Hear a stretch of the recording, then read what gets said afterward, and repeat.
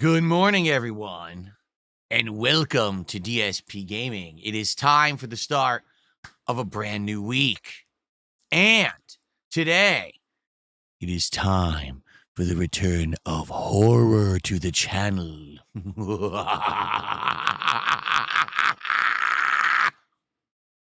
hope you're all doing well. I'm back.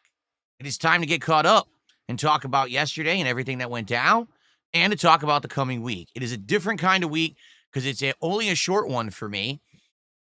However, in an unprecedented move, I am actually playing a different game for every single stream of the next straight 8 streams.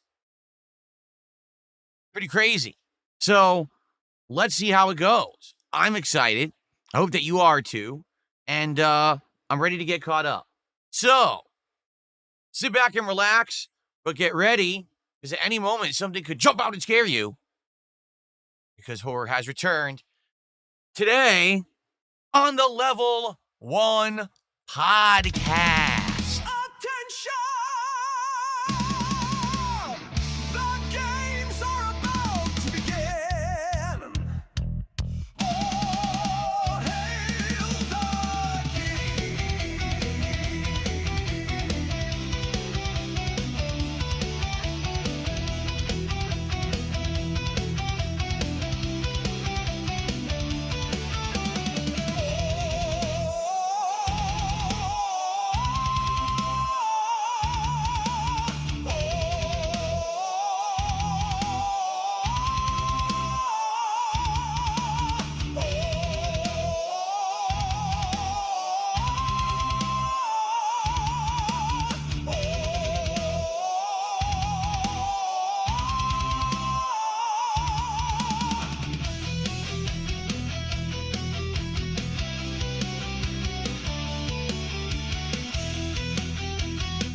Alrighty, folks, welcome to the show. It is Sunday, July 27th, 2025. I'm DSP.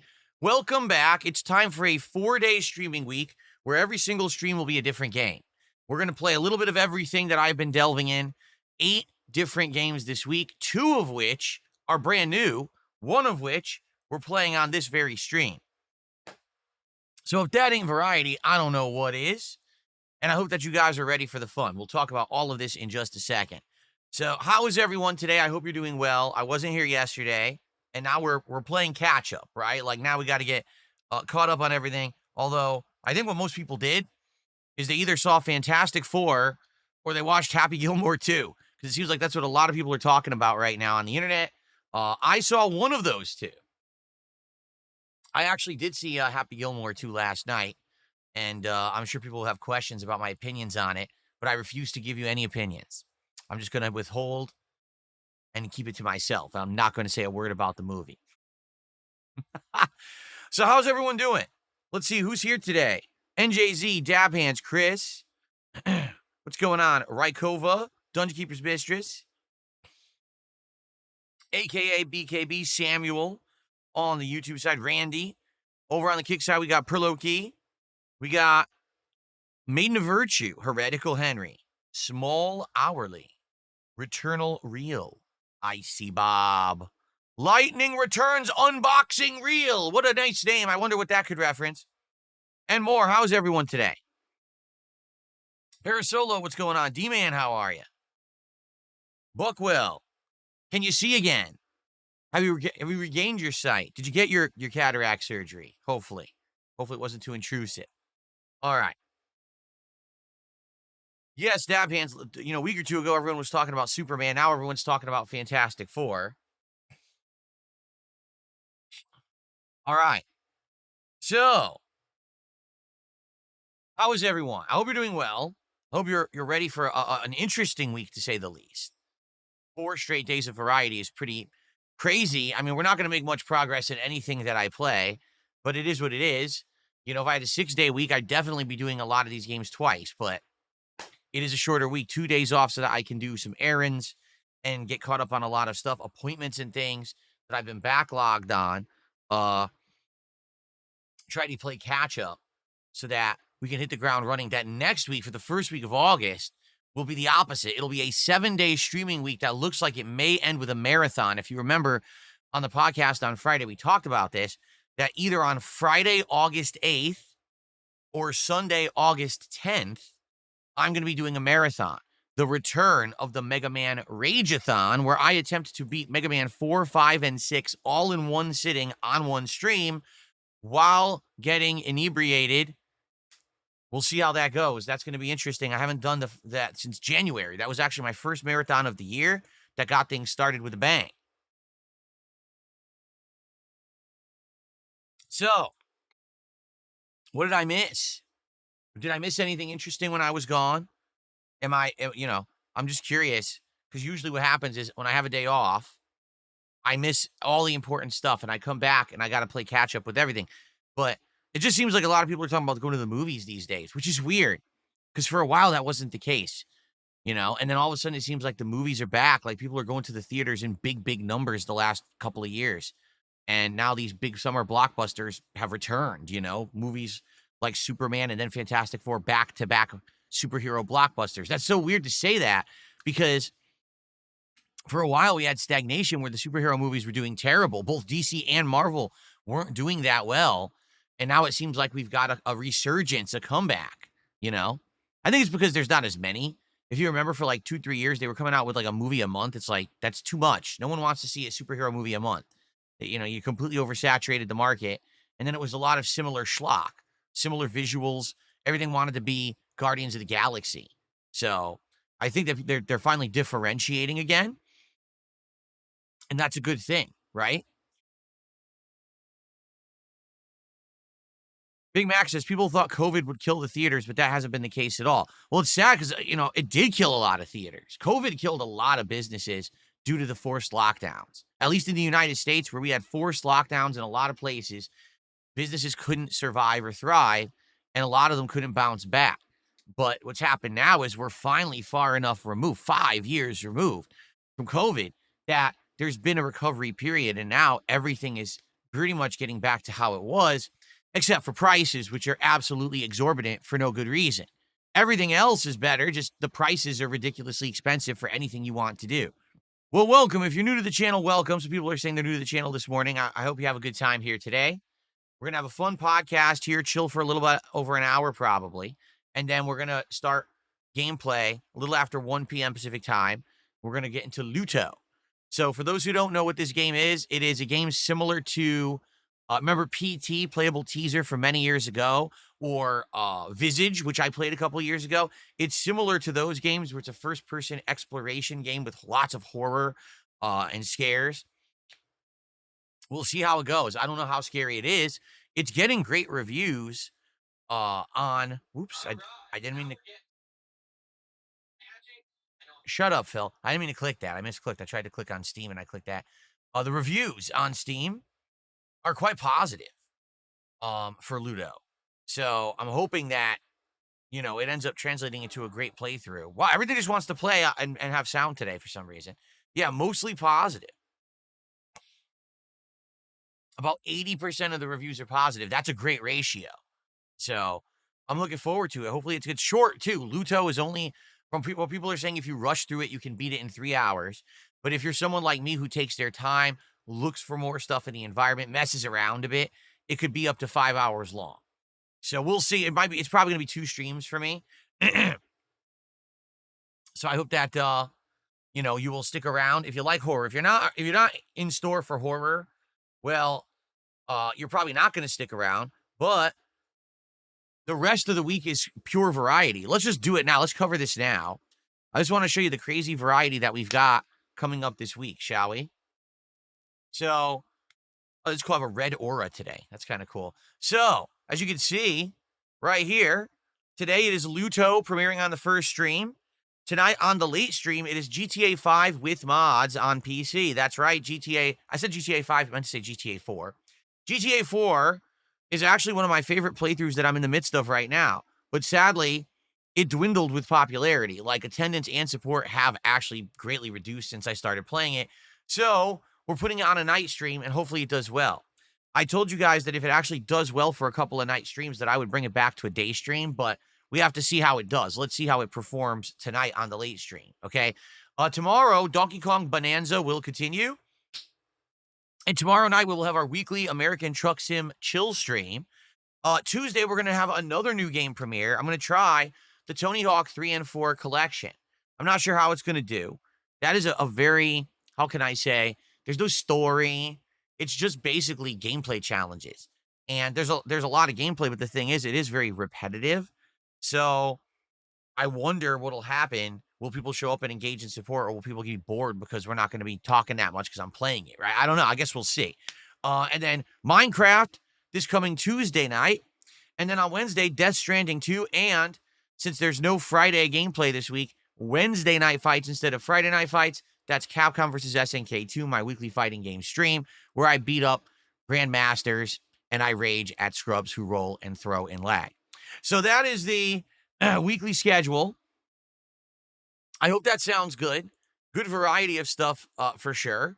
And the other thing to address and talk about is the goals, which, by the way, how you like the horror font that I have today? Pretty cool, right? The goals, we're at 82 out of 90 goals hit. That is right. Support goals have been, great. We hit 2 goals last week, which is absolutely outstanding that I did so well. Thank you so much for that. Now, we have 8 goals to go for the next reward. What is the reward at 90 goals hit? DSP tries it, shake and go. This is a local chain, meaning it is a chain. There's a few of these locations around here, but it's local to me. It's not nationwide. They do gourmet burgers, sandwiches, wraps, and more. They also do a variety of sides, and they do shakes, gourmet shakes. So I would likely get probably a burger, maybe another sandwich or side, and a shake, and try out their menu. Kind of interesting because this is a place that I've never eaten. I've driven by this place a bunch, and I've never stopped to just try it. Yet I've eaten shitty fast food from, nationwide, worldwide chains like a million times. I don't know why I don't just try the local stuff, right?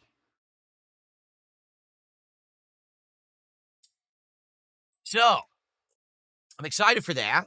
And we already are 2 goals into our 90 goal reward. So that's excellent. Now, I do want to address something that happened during Friday Night Fights. Near the end of the stream, I received a tip, and it was a very large tip. What I can tell you, the tip was over $100, okay?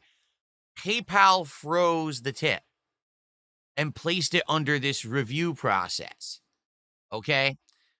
What does that mean, and why does that happen, and how does that affect things? Well, the thing is, PayPal, being the payment processor that they are, probably sees payments from a zillion different locations of a zillion different kinds.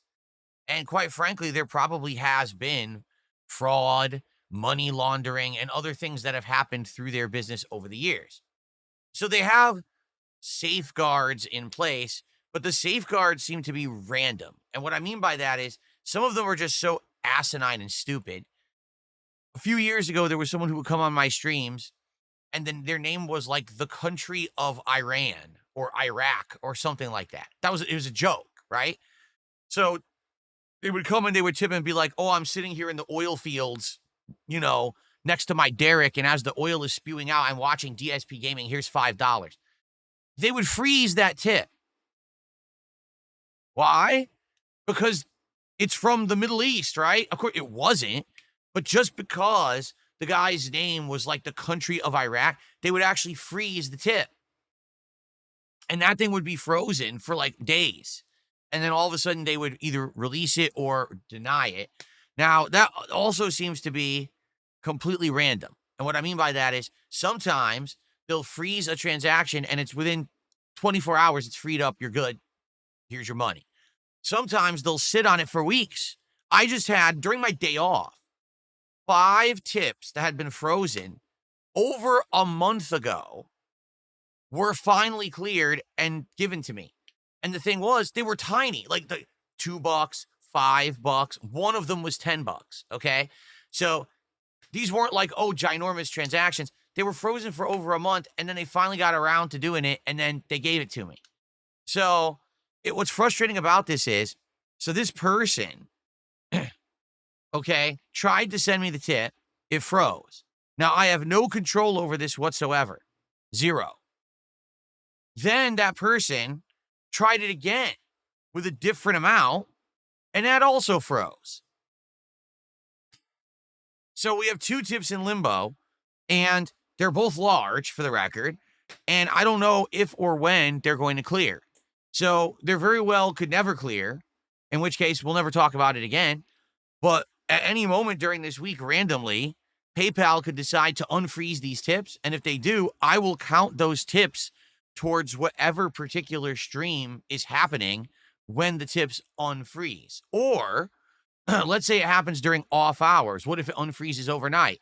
Then I'll count that towards the next stream that I stream. I'll announce it there and we'll get it on the leaderboard or whatever. Because I'll tell you right now, it's enough to hit a goal instantly. Okay? So we'll see what happens. That could help this week for us to hit our goals and get DSP tries it a little quicker, or it could just stay frozen indefinitely and there's nothing I can do about it. PayPal is what PayPal is, and all I would say is I hope that it does free up. If not, I would hope that the person who sent the tips gets their money back, maybe contact PayPal. I don't know. Because again, you never know at all. You never know why these things are happening. I don't get it. I never understand it. So they also don't tell me. Like they never would say, oh, it's because this happened or that happened. They don't tell me anything. So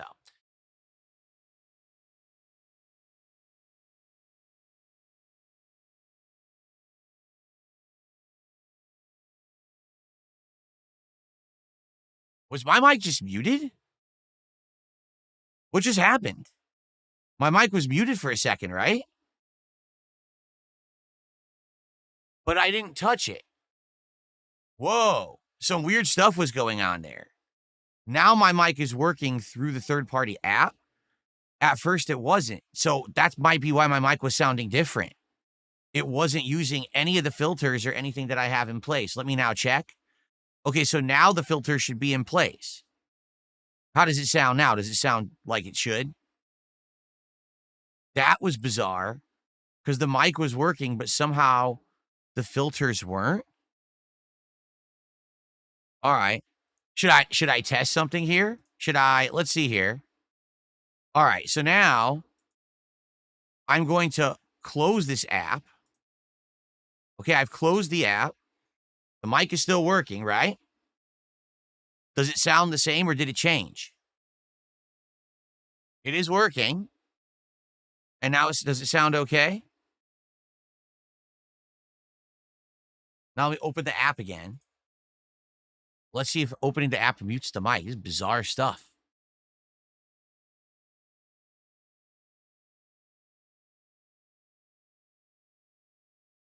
Yeah, this is new. When I open the app, it mutes the mic. It's never done that before. So they must have updated the app for this microphone that when you open it, it mutes the mic automatically. As long as the mic sounds good, we're good. I don't need to have the app open all the time. I don't know why it's muting it when I open it. This is weird. I don't know. They update stuff and then they screw it all up. I only used this for 7 months without a problem. Now it's going to be screwed up. So, okay. All right. Anyway, so we're at 82 out of 90 goals hit. Okay. There is a chance that at any moment, these tips that I got on Friday could clear, in which case we're going to have a bonus goal added to our streak, but it may not happen this week. That's the bummer, is that you never know when it's going to happen. It could unfreeze this week or it could stay frozen indefinitely. All right. So here's the deal. We have 8 streams this week. We have 8 goals set up. So if we hit a goal every stream, that means that we'll be doing DSP Tries It when I return on Saturday. Okay? Because I'm off Thursday and Friday of this week. Now, DSP Tries It would be shake and go. So you know all the deets. You know all of that. If we hit more than one goal on a particular stream, then we could actually do DSP Tries It on Wednesday. So it all depends on how things go with support this week. Do you want to see me try a local place that sounds like it has really good food and stuff? Or are we going to have a horrible week? A horrible non-supported week? No. I don't think that's going to happen. You guys have supported me so well recently. I'm incredibly grateful. Thank you so much to those who come by, engage, and support my content every single day. And it would be absolutely amazing to hit our goals again this week, and maybe even do DSP tries it by the end of the week would be awesome. Okay, I guess we'll have to see how it goes. It's not a guarantee. If we do it on Saturday, that's also not the end of the world. All right, so it sure would be great if we could do that. I'm being asked, did Jasper find the piece of bacon that fell on the floor the other day? I don't know. He does come in here. The door is open when I'm not streaming, and he does come in here from time to time. I haven't found a piece of bacon on the floor, so I would assume he probably did get it. I don't know. I don't know where it went. So we're talking about I did DSP tries it on Friday. I tried Ballpark Bites, which is a tie-in from the Major League Baseball, organization, and IHOP restaurants. IHOP is International House of Pancakes. They're making these like hot dogs and sandwiches, but they're branding them MLB and selling them via a ghost kitchen through delivery apps. So we tried that on Friday. It definitely was unique. One of them was actually quite good. One of them was bad. And one thing was just kind of okay. So give that a look if you haven't seen it yet. Over on DSP Reacts, you might want to check that out. I thought it was a good episode. Yeah, I don't know about you. I haven't looked at it, so I have no idea if anyone even watched it. So how many views does it have? Like 100? Maybe 200 views? Probably. Anyway. Okay. So please, let's get some support going today. Let's get our first support rolling in, shall we? Let's get our first super chat. We don't have one yet. Let's get our first membership. We don't have one yet. Let's get our first sub of the week over on Kick because we don't have one yet. But what we do have are a couple of tips. So I know that my PayPal works. Let's shout out these tips. Someone insulted my looks right away, so I'll go ahead and ignore them. And then we've got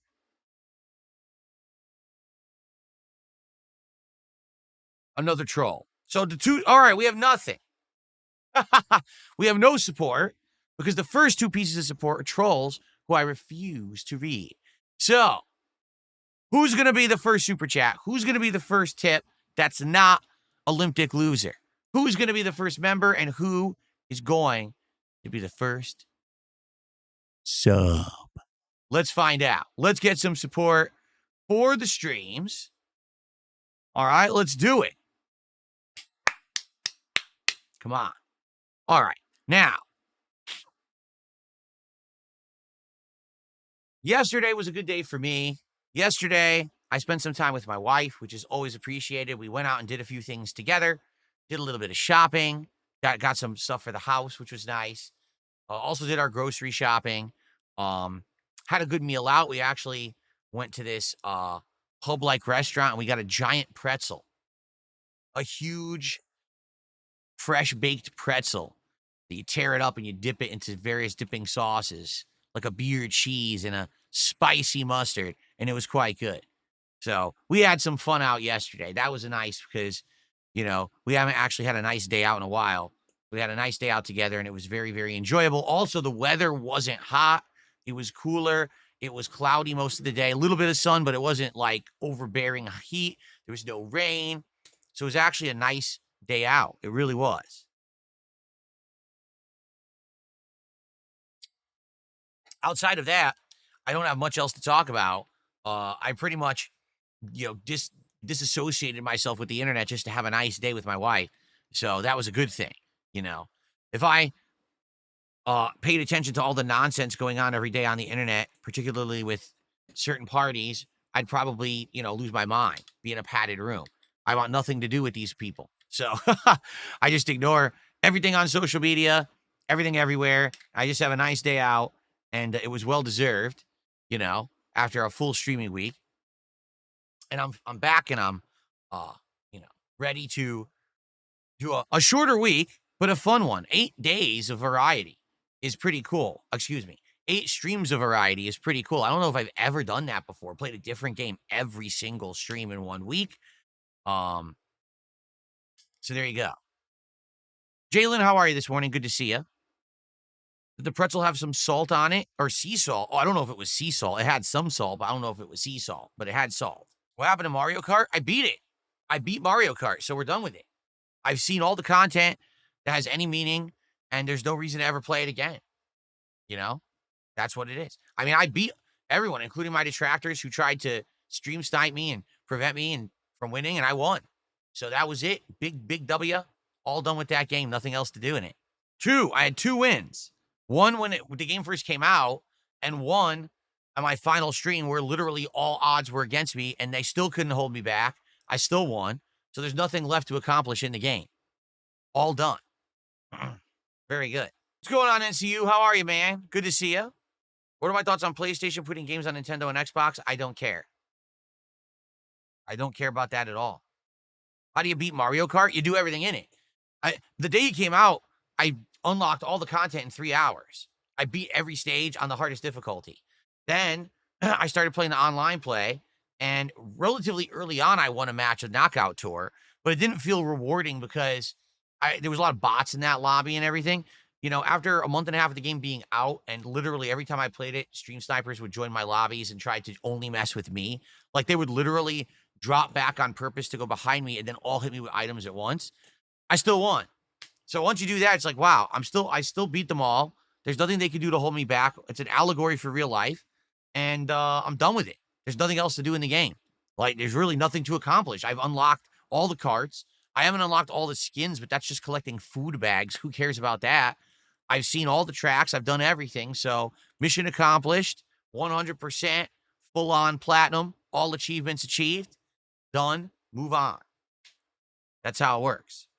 Eva Cowboy fan has tipped the buck and says, unfortunately, he can't stay for most of the podcast. How are things going? They're going good. I'm excited for a shorter week. Any update regarding reactions or anything? No. Still trying to understand why I tend to be persistent with playing certain games despite being incredibly frustrated with them.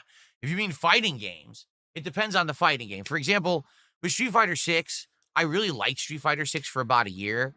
I don't like it anymore. So if I play it now, I'm just frustrated with it. If you mean like Capcom versus SNK 2, that's a game I played back in the day when it was prominent, when it was one of the big 4 competitive Capcom games, which it was for about a decade. All right. I play it now because it's really the only way I can play a classic game and get a taste of good stuff. I don't like modern fighting games that much. They've been too dumbed down. They're too centered around online play and having really bad pattern play based on that. Very little of the mechanics that actually were the core foundations of fighting games back in the day are even used in modern fighting games anymore. They're just very simple. So I enjoy the harder to execute, more complex games of yesteryear, and I have to suffer through playing with online lag and people who abuse it to play it. There's not much you can do. You just put up with it, right? So I'm going to sit here and rage and lag, but I'm still going to persevere. You know, take a look at Friday night. Yeah, there was 1 or 2 players who were awful, abusing lag and being complete dickheads about it, because that's how they hit their grandmaster rankings. They literally just did abusable things you can't stop online. But I still won more than I lost. I still gained a ridiculous amount of points, and I'm leveling up, so that's the whole point, right? So thanks, Ava Cowboy fan is the first contributor. Seriously, that's the first contribution to the stream. Let's get that on the leaderboard. What's the difference between YouTube and Kick? Oh, there's tons of differences. Really, there are. Like, YouTube chat is completely different because it's actually a moving comment system. It's not really an active chat. The quality, like YouTube has much better quality than Kick in general. The way you contribute is completely different. Like, everything's different, really. The audience is completely different. You know, on Kick, you got a lot of holdovers from people who were watching me when I was associating with Kino Casino. And now they just sit there and they closet troll or pocket watch. And, oh, I'm a fan, but they're not. But I get paid for their views, so I don't really care, you know? No, Jay Kuma, I don't think so. People keep asking me, am I going back to Street Fighter 6? Honestly, I don't think so. I just don't like it. You have to understand that I could play it, and I could get better at it again, and I probably could get Sagat to master, but do I care? No. I just don't like the game. It's a simpleton's game. It's for someone who literally just wants to memorize one pattern and just repeat it ad nauseum over and over. Like, to give you perspective here, all right? I've played Capcom vs. SNK 2 for about 2 months now, ever since this Capcom Fighting Collection 2 released. In those 2 months that I have played, Capcom versus SNK 2. All right. I've seen more variety of gameplay. Okay. A wider character selection, right? Different grooves being used and all of that, more gameplay elements and more skill than I have seen in the entirety of the time that I played Street Fighter 6 for about a year and a half. It's just a more skillful game, a better playing game. The music's better. Hell, the only thing I think Street Fighter 6 has on Capcom versus SNK 2 is the graphics. CVS 2 is pixelated, right? We can all agree there. But outside of that, the rest of it, you know what I'm saying? It's just a much better game. And it's sad to say that, all right, because I do feel that modern fighting games have potential to be great again. But what's happened with modern fighting games, very simply put, they want to sell to the biggest audience. They want to make bank. They want to be casual, okay? And they've accomplished that. If you take a look at sales numbers for Street Fighter 6, incredibly well selling. Good on them. The problem is they took the game and they completely changed it to be a dumbed down, anyone can do it simpleton's game. You've actually taken the skill checks out of the game. It becomes more about who has the most time to study the meta, lab in training mode, and then sit there and just copy paste it into a match online a zillion times, tweak it slightly, and then go to a bunch of tournaments. It's not, oh, who came up with this ingenious original way to play with this character that fools everyone else or trumps everyone else's play styles? Who found a way to use this character as a master and counter everybody else? It's nothing like that at all. It's just, oh, I picked this character and I play my pattern better than you play your pattern. I make less execution mistakes with my pattern, and then the game's over. That's not even fun, to be frank, for people who grew up back in the day playing fighting games. It's not even fun. That's not what they used to be. They're so completely different now. It doesn't even, it's kind of like back in the day, fighting games used to be this. You need to have great reactions, great execution, great timing, smart thinking on the fly. You needed game knowledge of each character and how they attacked and everything. Today, it's like, I just did this over. That's it. It's just regurgitate. It's like, okay, here's a good way to explain it. There's people who are good at learning something, and there's people who are good at memorizing something and regurgitating that information on a test, but they don't actually learn what they just copy pasted. Do you understand what I mean?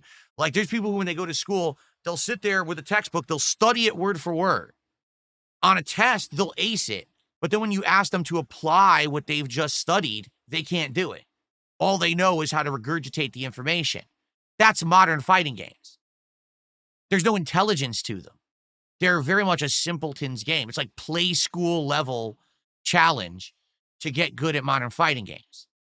And for someone like me who grew up in an era when it was all about timing and execution and knowledge and footsies and reactions and all of that, and almost none of that is applied in modern fighting games, it's just boring, you know? When Street Fighter 6, when Street Fighter 6 first came out and the meta wasn't established yet, it was fun to play because that first year there were people playing it completely differently, different play styles and different things. But now, even the people in the pro circuits agree, if you didn't have the names of the pro players on screen when you were watching a tournament being played out, you would have absolutely no clue who's actually playing. Some tournaments have a mirror match finals, and people get confused who's using which character because it's the same character, so they play exactly the same, and you're like, I don't know what's going on. It's this, who's who, right? That's a problem. It used to be back then, back in the day, when you played a fighting game, you would immediately recognize who was playing based on the play style, based on the team selection, based on things, nuances in the gameplay. You could say, oh my God, that's Sanford Kelly using Santhrax. Look how he does that so different from everybody else. You know, there's Justin Wong doing his amazing, Chun-Li gameplay in Street Fighter 3 Third Strike. That doesn't happen anymore. Really. It's just everything has become so samey and so copy-pasted that modern fighters to me are just not entertaining. So when you ask me, am I going to play Street Fighter 6 again to play Sagat? I'm like, you're asking me to be bored. Phil, could you please just be bored? Well, I don't want to be bored. I like the fact that when I play games, I'm entertained. It's a variety of stuff. You know what I'm saying? I have a great time with retro fighting games because they are the ones that are the most challenging and the most interesting. Modern games actually are like, modern games are fun for a short period of time. Give it like a year. After that, the boredom sets in once people become these try-hard meta abusers. So if I tried to play Street Fighter 6 right now, okay, likely I would have the floor wiped with me because I wouldn't know what I'm doing because everyone has the better meta. Because remember, the game changed. Last update, they changed the game and rebalanced it. So now there's going to be certain things that are better, certain things that are worse. Everyone knows it except me. And the other thing is, there's just so many people who are tryhards now. And what I mean by that is people who are not good and literally won't ever place in a tournament, but they play nonstop online. So, okay, first time I'm playing in 6 months, let me jump online. My God, every single person I play knows everything about the game, every nuance. What the fuck is wrong with you? Why did you waste your time? You're never going to win. You're not going to join a team. You're just a tryhard. You try so hard, but you're never going to make it. So why did you waste all this fucking time to do what? To get a one-off win against Darkside Phil?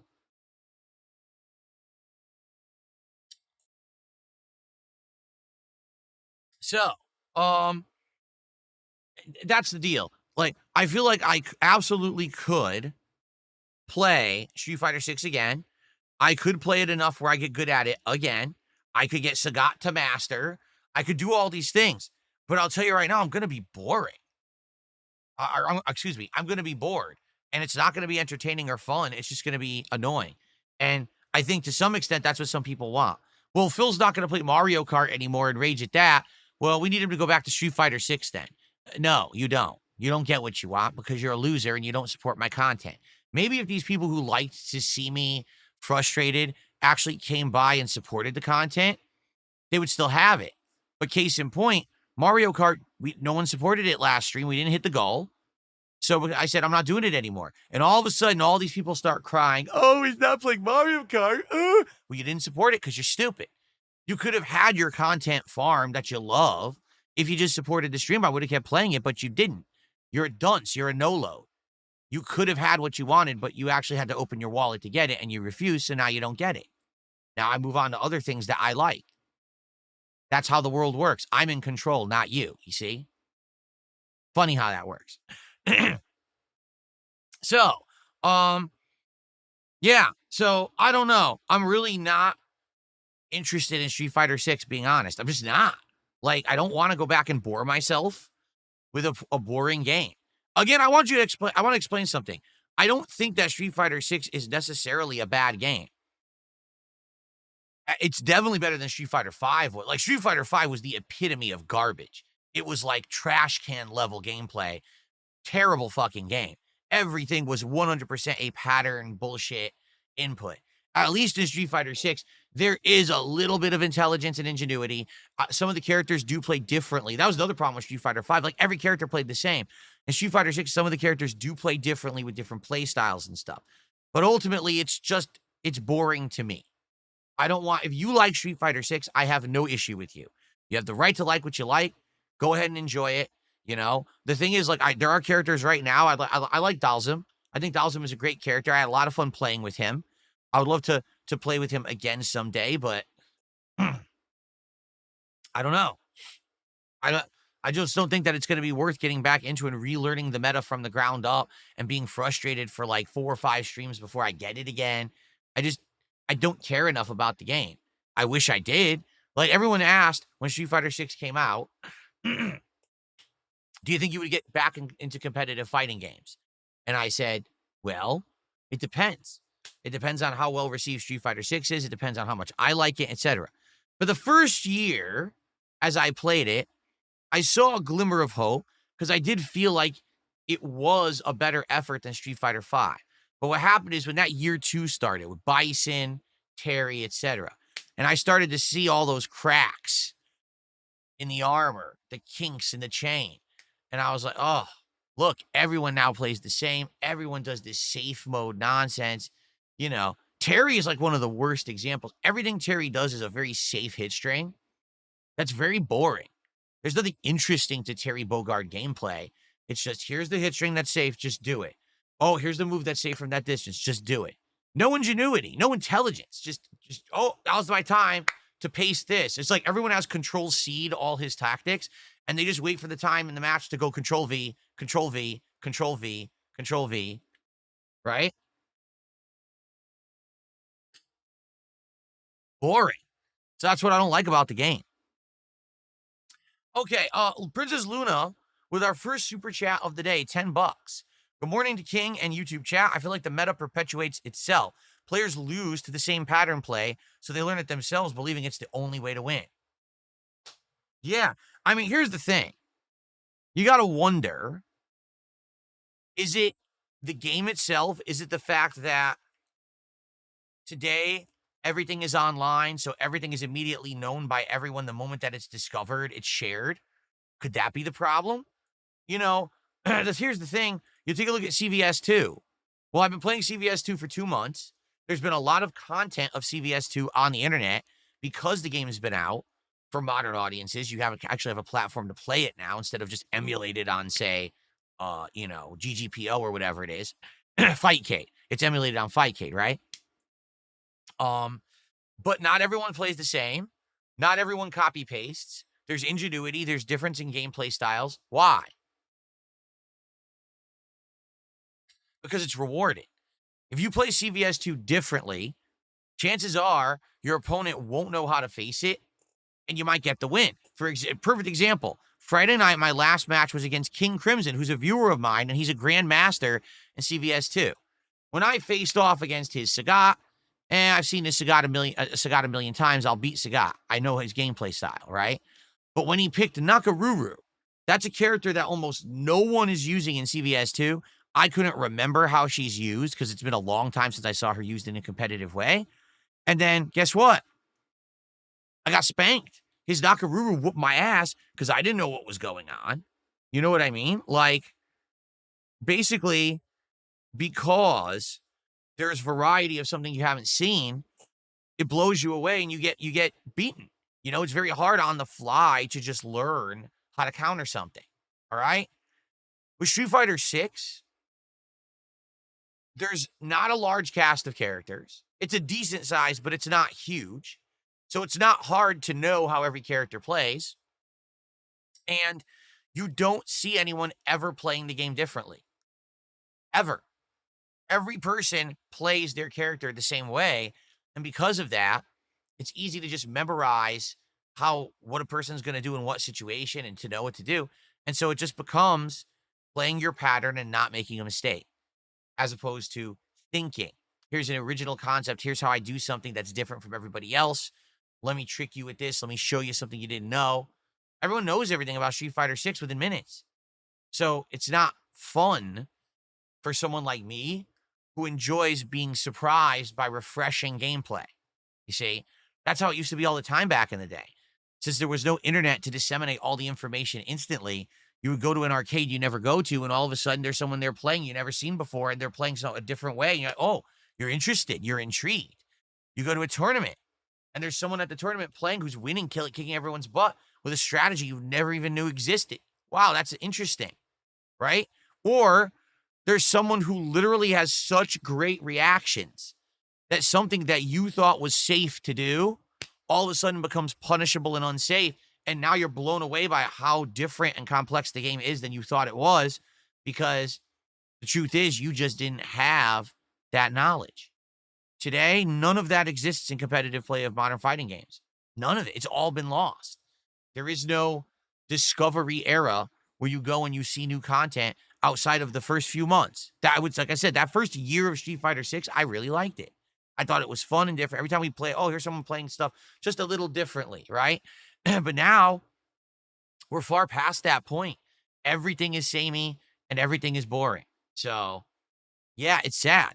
And why is it, again, in 2 months, that I've been playing CVS2, I've seen more variety, more challenge, more fun, more ingenuity, and I've had more fun playing than in the last year that I played Street Fighter 6. Jade says he's done playing Street Fighter 6. He always ends up just fighting Kami, Ken, and Akuma. He says, I feel like your fans don't want to see you play Street Fighter 6 anymore, but I am loving watching you play CVS 2. Yeah, I'm telling you, there's two groups of people who want to see me play Street Fighter 6. The first are likely those people who were here that first year of 2023 to 2024 watching me learn and play Street Fighter 6 because remember, I hadn't played fighting games seriously in a long time. And then coming back and showing that I could actually get good. Remember, every character I liked, I was getting master with. And everyone was like, oh my God, I can't believe Phil's doing that. You know, previously he was just a scrub who floundered. He didn't really do anything good. But look, he's hitting master. He's beating higher ranked people. This is pretty crazy that he's actually doing pretty decently at the game. And it kind of showed that if I really want to and I apply myself, I could do well at the modern stuff. But then I got bored of the game, right? So I do think that there is a group of people who are from that first year of Street Fighter 6 watching, and they're like, man, I wish Phil would just play Street Fighter 6 again because that was enjoyable. But then, like I just mentioned, there's the other group who are the people who just want to see me fail and rage at stuff. Now, I was, raging at Mario Kart World for over a month, and that's over with now. I'm done with it. I'm not playing it again. I've done everything I could do. I've beaten my detractors at their own game. So we're done. So now it's like, well, what's next, right? Well, they want something else that's going to be rage-inducing and they can see me be frustrated at and they can clip farm and make meme shit out of. So they're trying to find something new and they're like, well, can you go back to Street Fighter 6? Because we know he'll suck at that because he hasn't played it in so long, right? Well, no, I don't really want to. I don't. I think I would much rather play the classics and continue to get better at them. Because here's the thing, you say, oh, well, there's no point because the classics aren't going to stick around and they don't matter. Yeah, but I'm not playing Street Fighter 6 in a tournament. Get it? I've said this a million times. I have no aspirations whatsoever to leave my streaming office and go out there physically to a tournament and play people. I don't care. Those days are long gone. The days of bragging about my ability in Street Fighter and measuring the length of my ASCII code e-penis because I placed top 3 at a tournament, it doesn't matter. I'm not going to join a league. I'm not going to get recruited by a team, an esports team. I'm not going to go to EVO and all the qualifiers for the Capcom Cup and fly all around the world to grind it out for spots. I'm not going to win prize pots. I don't care. You get it? I could do all of that if I really aspired to. I could dedicate time and see if I still have the mettle to do it. I think it would more be mental than anything else, really, to get my mind into a mindset of competitive play and that grindy lifestyle and all of that. But guys, it's 2025. I'm 43 years old. I'm happily married. I love my life. I love being a variety creator and content streamer. I don't want to go back to the grind of what I did for 10 years, traveling the country to play Street Fighter. I've been there, done that. That's in my past. That's kind of like a phase I grew out of, and I have no aspirations to go back to it. I could if I wanted to, but I don't want to. Do you get it? I don't want to at all. I'm totally opposed to it. So it doesn't matter that when I play CVS 2, it doesn't matter that he's playing this because it's an old game and no one cares. It doesn't matter if I play Street Fighter 6. I'm also not going to go travel and play that in tournaments either. Do you get it? It's all for fun. It's all for entertainment purposes. Yes, getting good at these games and doing well and ranking up and having high-level matches is more meaningful to me, and it may be more meaningful to a viewer who cares about the competitive nature of the games, but it's all a moot point. It's all for jokes. None of this is for serious business. I'm not in the FGC. I'm going to repeat that. I'm not in the FGC. I don't want to be a part of the FGC. A lot of things about modern FGC is pretty fucking stupid, lame, wimpy ass bullshit, whining, bitchiness, pettiness, garbage. The people in the modern FGC today, some of them are quite good. Some of them are nice people, and there's others that are the biggest fucking bitches I've ever seen. They would never be able to hang back in the day 20 years ago when you went to an arcade and you had people talking shit in your face. People telling them they're going to beat your ass in the parking lot because you beat them in the game. It's a little different back then. Today, it's a lot of pussy mode bullshit, you know? And and quite frankly, I don't think that I would even enjoy it. I'm being honest. If I were to get into the competitive lifestyle today, I'd probably laugh at the people who are involved in it. Quite honestly, you know, it's pretty silly. I know, yeah. Jade said Street Fighter 6 was the first Street Fighter he played. He had watched me play Street Fighter ever since Super Street Fighter 4. But even now, being that he can play it, he doesn't like playing it anymore. And I hear you. I'm with you. I could play Street Fighter 6. I could spend a lot of time on it. I could get back into the swing of things. And I would probably hate every moment and be bored to tears. There would be some moments where I'd enjoy. Don't get me wrong. Okay? Seriously. There could be a time frame where I'm playing with Dalzim, or maybe I would like Sagat, or I get back into playing Blanca for a little bit, and I would have some enjoyment. But ultimately, it's going to be spoiled by the tryhards. The people who literally just sit there, nonstop playing, never stop, yet they're scrubs who will never do anything in a tournament. So they're wasting their fucking time, but they're ruining the fun for people who don't fucking play the game nonstop. It's sad. It's pathetic. And it's what the internet culture has done. They actually feel like, oh, I'm hot shit because I can play this pattern online. No, you're not. You're a loser. Really. If you, to make this completely clear, if you spend all your time playing Street Fighter 6 or another fighting game, this is all you do, and you're a tryhard who literally just sits online regurgitating a pattern over and over, and you're grinded to master, but then you don't take that and apply it to the tournament scene, you have completely wasted your fucking time. Because that's the point of competitive play in a fighting game, is eventually you're hoping that you're going to go somewhere with it, and maybe you can win a tournament, you could place, you know what I'm saying? The competitive nature is for that reason. If you literally spend an insane amount of time playing fighting games and you never actually go to a tournament and do anything, you've wasted your life. That's the truth, okay? Me, I play fighting games, once a week, twice a week tops. I'm not wasting my life. I only play them a few hours. There's people who are literally sitting there grinding away online endlessly, and they don't do anything with it. You're a nobody. You're a never was. No one cares. The only person that cares is you. Right? It's like the angry video game nerd used to say, the only one you're hurting is yourself. It's you against the Nintendo. No one cares but you. No one cares that you're a tryhard who sits online and wastes your entire life away playing this fucking game, but you don't do anything with it. You're the one wasting your time. And then someone who wants to just play casually can't do it because you're the idiot who wasted your life grinding away, memorizing the pattern. You're not smart. You're not good. You're dunce. You're the loser in the situation.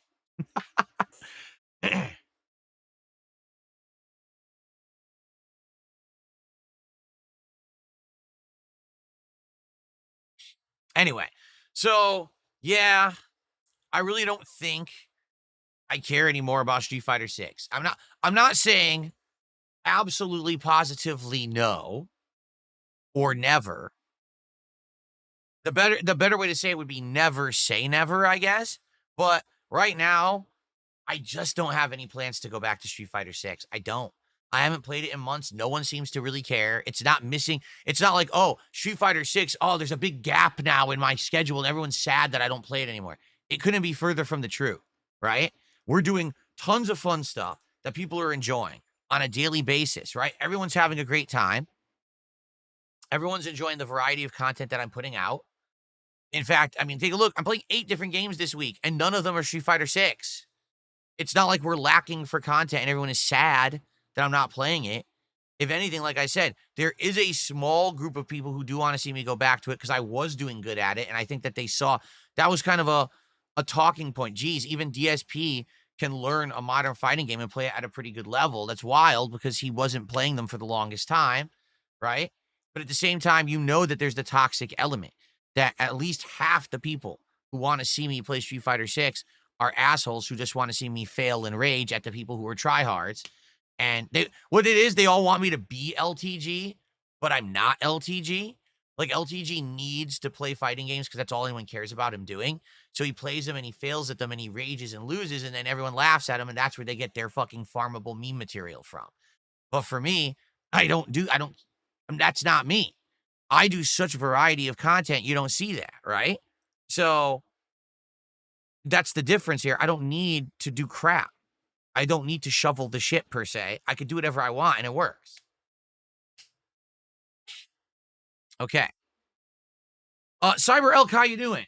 €2 super chat. I've been sick the last couple of weeks. How are you? I'm doing good, Cyber Elk. I'm excited for this week, which is a shorter week, but a variety week. I really like that. And I'm hoping that people will enjoy the new stuff. Like today, we're trying this game, Luto, and I don't know how scary it is or whatever, but to have horror return to the streams is a good thing. I'm looking forward to it. No, we didn't watch the Battlefield 6 trailer because apparently it's just a 2-minute cinematic that doesn't show the game. People have told me that I guess there is gameplay coming out later this week, so we'll wait for that. And I'll actually watch the gameplay and respond to that because that'll be way more interesting than just a cinematic. I wasn't aware. I thought that the trailer was like actual gameplay, but it's not at all. That would have been a waste of time. Okay, so we've got a good amount of extra time to hang out and chill. I don't have any particular topics today. There's no real gaming news or anything right now going on. So let's chill for a bit. Tag me in the chat. Here, I'll type here. If you'd like to see me talk, or if you'd like to see me talk, if you want to see me respond, if you want to ask me a question, that now is the time. We'll do some back and forth Q&A. And let's get some support. So far, we got 2 super chats and 1 tip. Let's get our first membership. Let's get our first sub. Let's get some support rolling here today. Like I said, 8 streams, 8 goals. If we hit all the goals, we'll be doing DSP Tries It when I return on Saturday. If we actually get more than that, then we can actually do DSP Tries It earlier than that, maybe on Wednesday. So let's get some support rolling, please. And thank you. I don't have any thoughts whatsoever about Review Tech USA, nor will I probably ever again. I am so far past caring about him, talking about him, informing myself about his antics. I don't give 2 shits. I think really when Review Tech jumps the shark is when he actually is doing such cringeworthy things like getting a tattoo of me and shit like that. It's like, that's it. That's the level where you're just done. I'm so far above and past that man. I don't ever need to speak about him ever again. I'm just completely done with him and don't give a shit what he does for the rest of his life. If I never hear about him one more time for the rest of my life, it would still be too soon. There you go. What are my thoughts about Donkey Kong Bonanza so far? So at this point, I am how many parts in? Let's double check that. I am 10 parts in, which means that basically we are probably, give or take,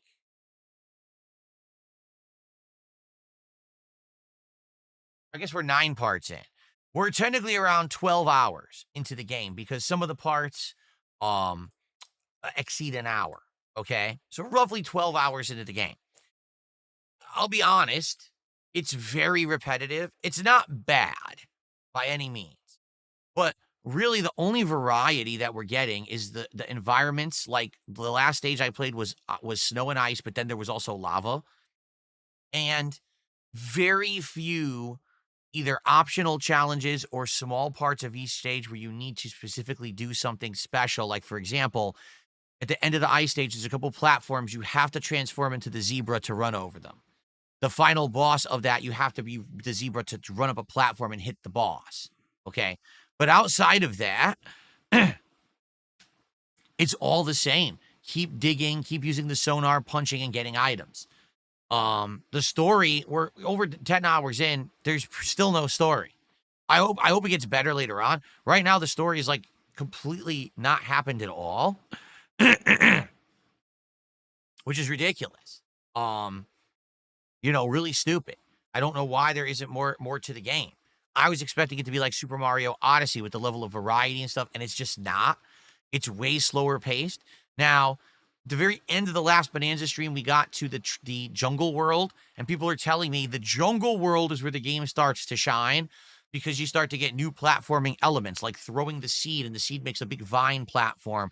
And I guess the transformation there, I guess you turn into an ostrich, and people are saying that's really fun. Well, I have the question, why do you have to wait over 12 hours for the game to get interesting? Don't you think that's a pacing problem? Like, again, when I played Super Mario Odyssey, I don't remember a single time when I was bored. Every world felt like a completely different situation where you had to adjust and adapt and learn new elements. The platforming was challenging and fun. The upgrades and power-ups with the hat were different and interesting. The boss fights were epic and interesting. This game is like, hey, look, mash buttons, break things, mash buttons, break things, mash buttons, break things, mash buttons, break things. Oh, every once in a while, a unique challenge, like a platforming challenge. Okay, this one's going to take me like 5 minutes to do. Okay, back to the game. Mash buttons, break things, mash buttons, break things. That's the whole game. I'm still waiting. I'm 12 hours in. I'm waiting for something different. And if we do see something different in the jungle stage, that's great. But what took so long? You've already made Mario Odyssey, and the pacing was much better back then. And that was 2017. So it's 8 years later, and you forgot how to pace your game. I'm lost. So I guess we'll see what happens. I'm going to keep going, and we'll see how it goes, as we continue on. And I'll give you my honest opinions as we continue on. Right now, I don't hate the game. I'm not turned off by it, but I'm not impressed.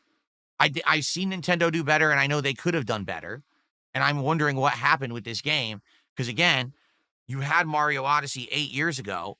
So why did you lose your way in the last 8 years? I'm confused. What's the next big Switch 2 game coming out? Pokemon. Pokemon ZA or whatever it's called comes out in October. That's literally the next big Switch 2 game. And then after that, we don't know because they never gave Metroid Prime 4 a release date. So without a release date, we don't know when the next game is. No, I'm not a jewelry guy. Someone just asked would I ever wear bling, bling, bling. I mean, I could wear a fancy watch. I could wear a necklace. I could wear earrings, rings. I don't really care, honestly. I don't. I'm not that kind of guy. I need gaudy stuff to show off. I'm not.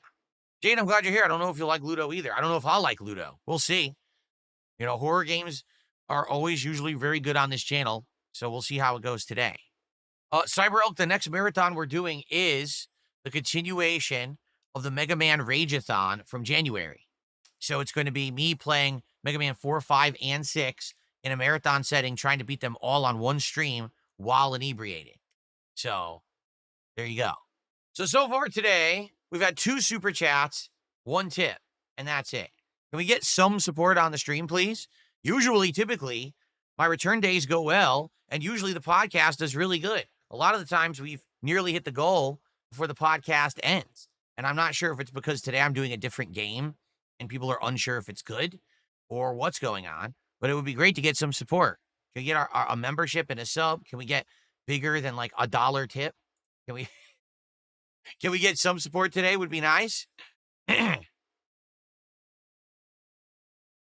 Abdullah, I'm not looking forward to the new Sonic Racing game, but I'm interested in it. I'm curious to see how it's going to play, and I will consider getting it. Am I a fan of togas? Yes. You might not know this, but the moment that I get off stream, I throw all these clothes off and I put on a toga, and I just wear a toga around the house constantly. That's my favorite kind of clothing. Dabhead says the only interesting thing about the Sonic Racing game is the crossovers, Ichiban and Joker. Otherwise, it's just a racer. Yeah, I haven't really seen much about the gameplay. I keep hearing people talking about all the guest characters that will be in it, but I haven't heard much actual talk about the gameplay elements.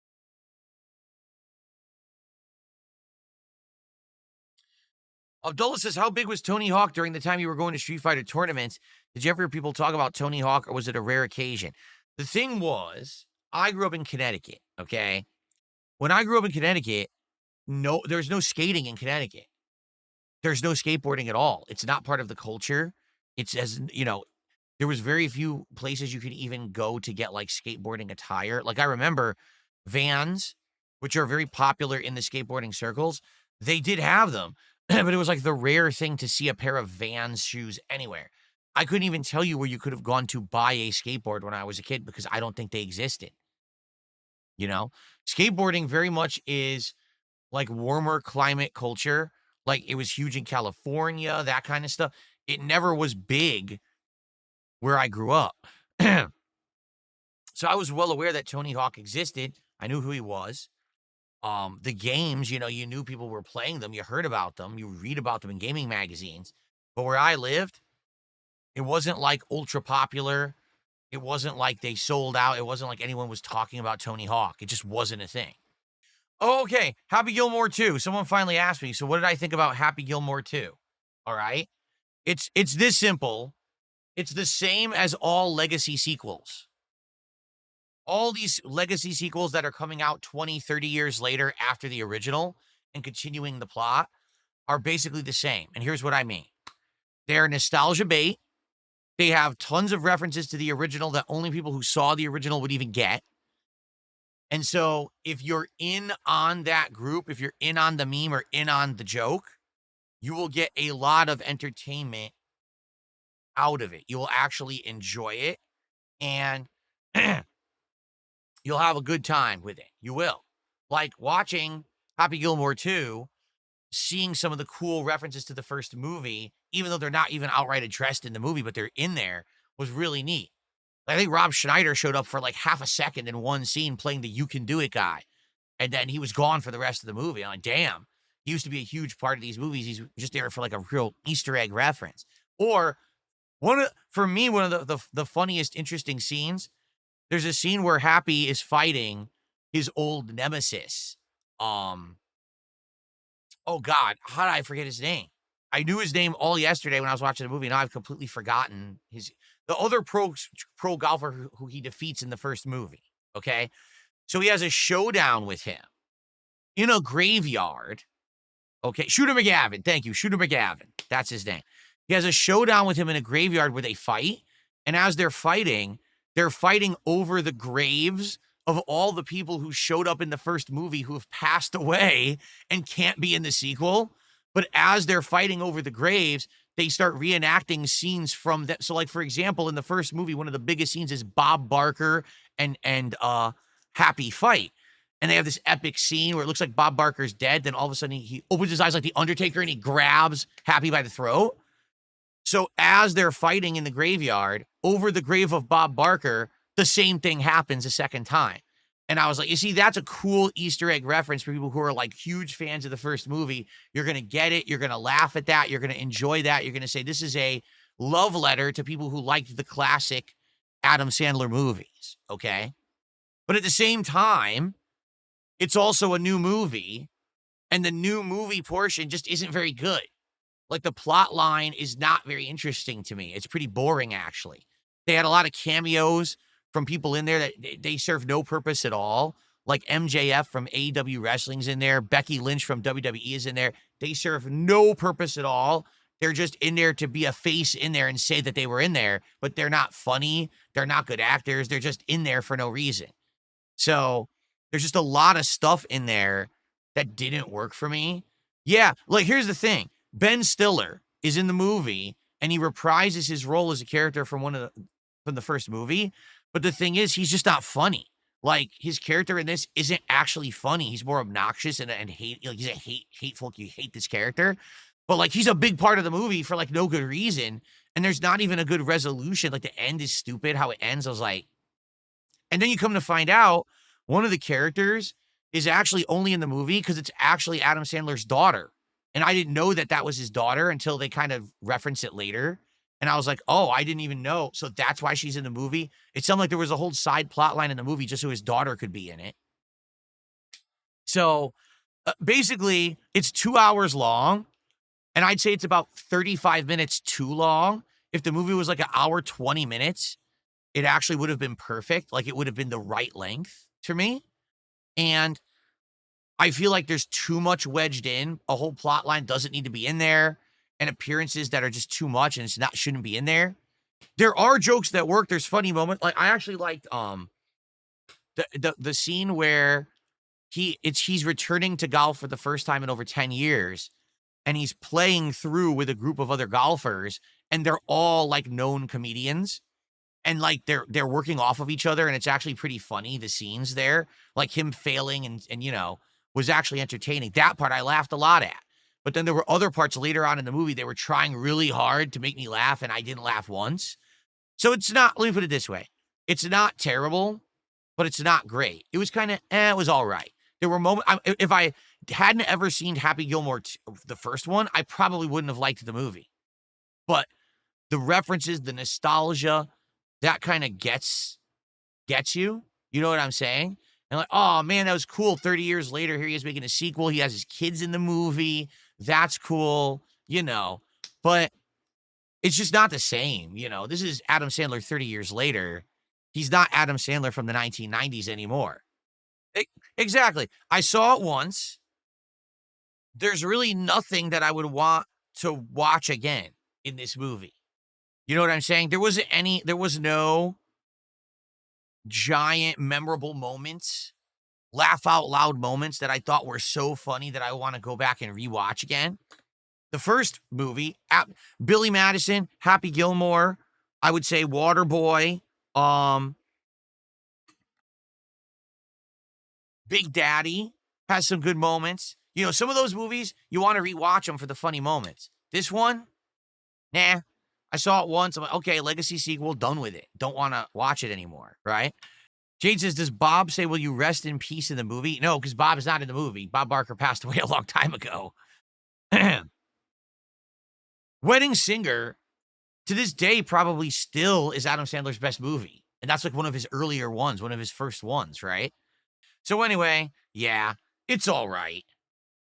It's all right. It's not great. At least it's not terrible. It's not a terrible movie. It could have been like an abomination where nothing was ever funny. There genuinely were some good funny moments in the movie that I enjoyed, but there was also a lot of stuff that didn't work because they tried to be more modern or they tried to wedge in cameos and stuff that just weren't entertaining. So, like I said, I really don't understand why they had MJF and Becky Lynch in the movie. Like they don't do anything. Literally, like they don't have any purpose in there at all. It's really dumb.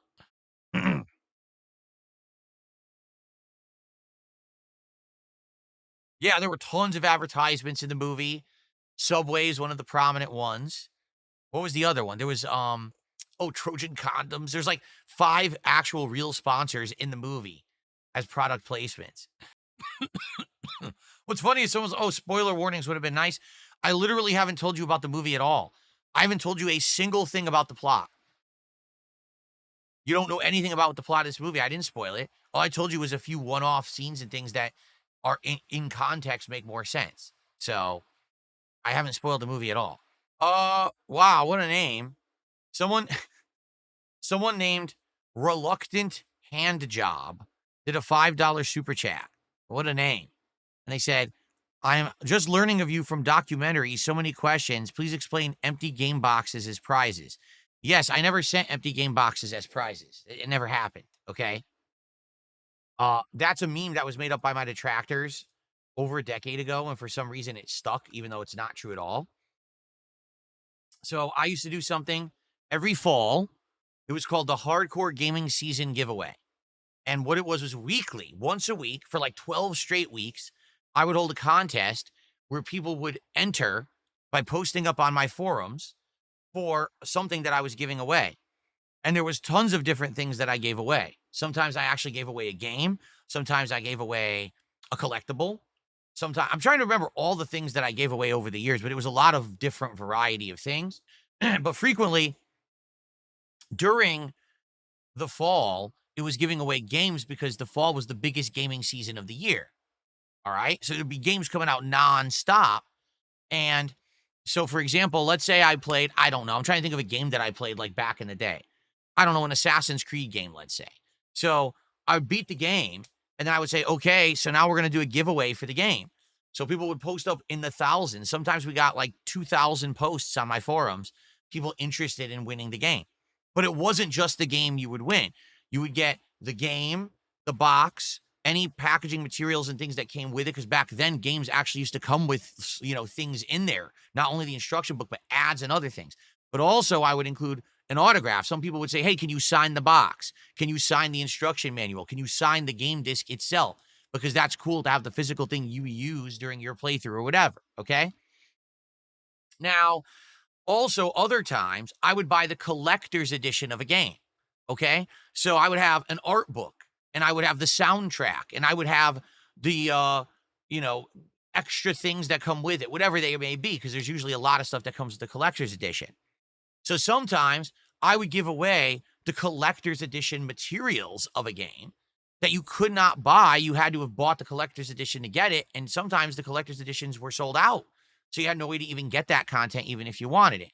So most of the time, all right, when I gave stuff away, it was stuff that I didn't need anymore, stuff that I had already beaten the game or whatever. There was a few exceptions to that rule.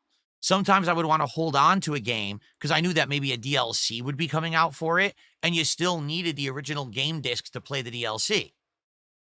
In other cases, there was like a huge deal at GameStop where if you traded in like 5 games at once, you'd get like tons of bonus money. This is a long time ago. They don't do this anymore. But there were some cases where like 3 games would come out in a week.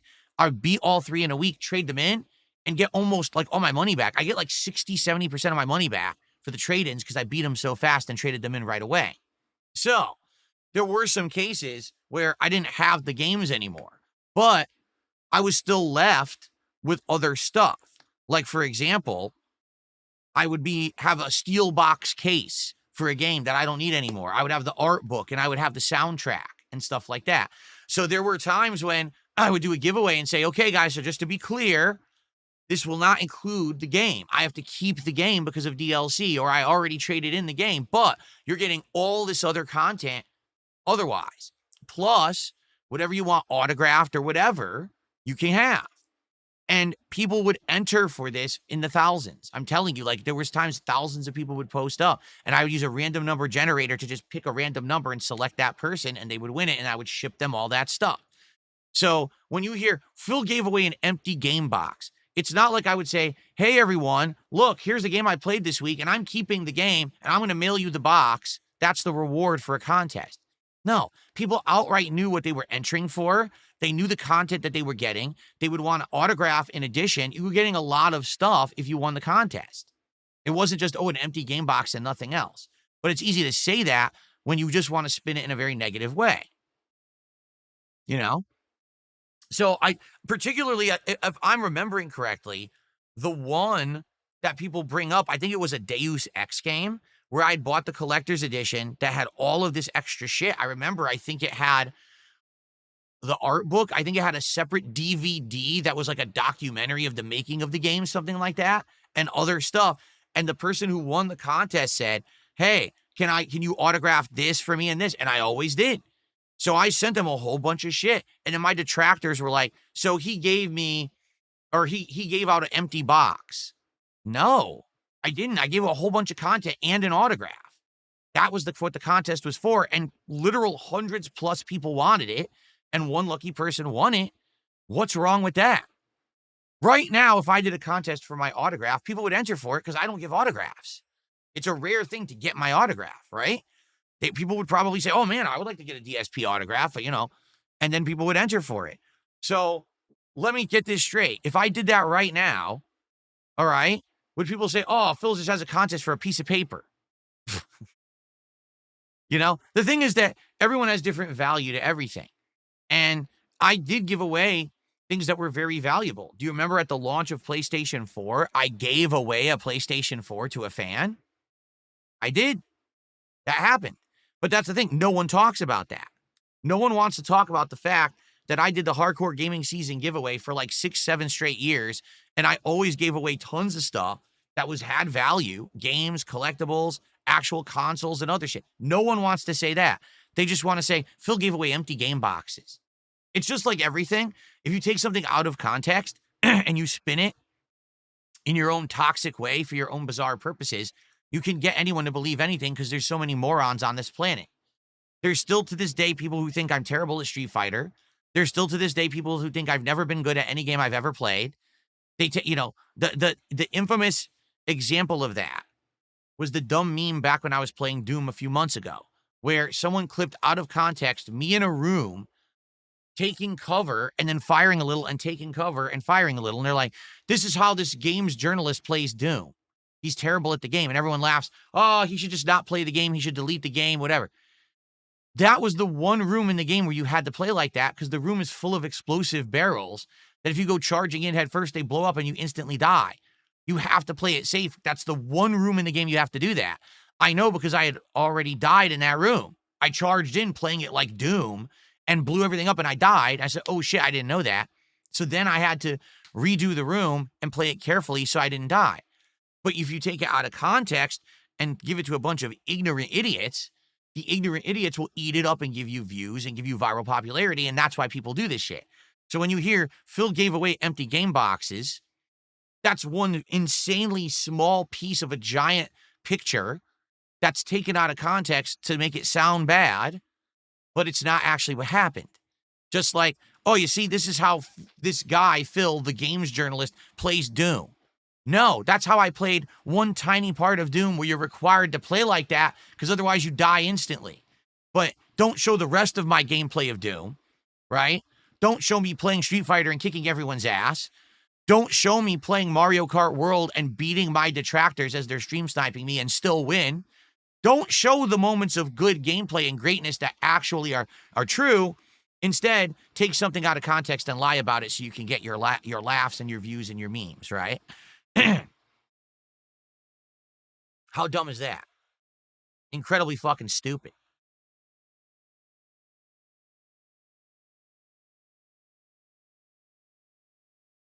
Do I get paid for my Twitter? No. What do you mean? Do I get paid for my Twitter? How would I get paid for my Twitter? To my knowledge, the only people who make money on Twitter are people who content farm to get views on a monetized account so that and you have to get like millions of views and then you'll make some money.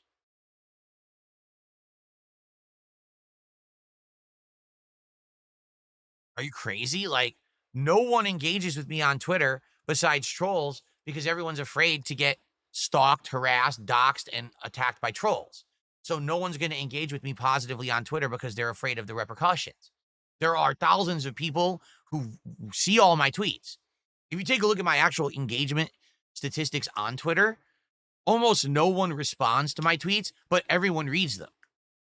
That's correct. When people steal my content, post it out of context to do one of these social media posts, and they're getting millions of views, they're probably making good money on that. I would bet they're probably making, I'm not kidding, hundreds to thousands of dollars on those posts, which are completely disingenuous garbage, but people are too fucking mouth-drooling stupid to know the difference. So they just laugh at it and think it's funny that they move on to the next meme that they found on Twitter or the next thing they saw on TikTok.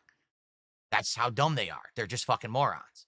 Why did I stop using Instagram? Because I stopped sharing everything with the internet because I wanted to have a private life. I stopped using Instagram when I made the determination that people were going to use information that I shared on the internet negatively towards myself and my family and everybody else, and I was going to stop sharing everything. So I stopped taking pictures of my private life. Now, very rarely do I show you anything, right? And that's intentional. And things have gotten a hell of a lot better in my life since I stopped doing that. For sure, 100%. What do I do that makes so many people angry with me and want to participate and hate toward me? Well, the people we're talking about, for example, people involved in these memes and things, okay, that's different. The people who watch those memes and all of that, that has nothing to do with mainstream haters or anything like that. These are ignorant people who don't even know who I am. So they watch the clip and they laugh and they move on to the next clip. There's no mean-spirited hate towards me from the social media posts, like people watching those posts. That's not the case. The case is people have found out that monetizing negativity towards me is profitable. That if you take toxic content about Darkside Phil, that people will watch it, engage, support with it, and make money. That's the truth. It's for me, the reason why people do it is because they benefit. They would not be doing it if they weren't making bank doing it. If all the monetization of it went away, it would end overnight. They would move on to something else that they could try to basically grift. You know, it didn't used to be like that. There legit used to be people so obsessed with me that they would do it just for the love of trying to ruin my life. But I don't really legit think that happens anymore. I actually think that these are just grifters. Okay, well, unless anyone else has anything else to talk about, I think we're going to end the show and get set up here to start gameplay. Any last minute stuff going on? Loose Lucy says, Duty tried to monetize Wings before. It completely failed, so now he moved on to you. Right. Again, that's all they're doing. They're grifters. It's that simple. If there was no money to be had, they would move on. They would not be here. They would not be watching my content, doing negative stuff with it. They're only here to make money. All right. Well, everyone, I guess it's time to end the show. So remember, today, horror returns. We're going to try out this Luto game and see if it's scary or anything good. I'm curious. We'll find out. And tonight, the return of GTA 4 now is a late stream. We'll see how that does. I hope it does well tonight as a late stream. I don't know. I legit don't know how it's going to perform, but we'll see. And tomorrow, if you're not interested in those games, we got more variety. Like I said, every day is something different. Tomorrow is the continuation of Donkey Kong Bonanza, and we got American Truck Sim Chill. So good stuff. Oh, by the way, I got a new kind of beverage to drink during Truck Sim. If you want to know what it is, tune in tomorrow on the Truck Sim stream, and you'll see it's something completely interesting and new. I'm curious if it's any good. Okay? Oh, what's going on with the strap here? It's bothering me. It's like screwed up. Yeah, like messed up or something. There we go. It was stuck on itself. Okay. All right, folks. That is it for today. Thank you for watching the return episode of the Level 1 Podcast. I shall return tomorrow with more chill fun, maybe some gaming news. We'll see. We'll talk about how today went. And we'll go from there. Shorter streaming week, but a good one. Thank you guys so much. And I will see you tomorrow.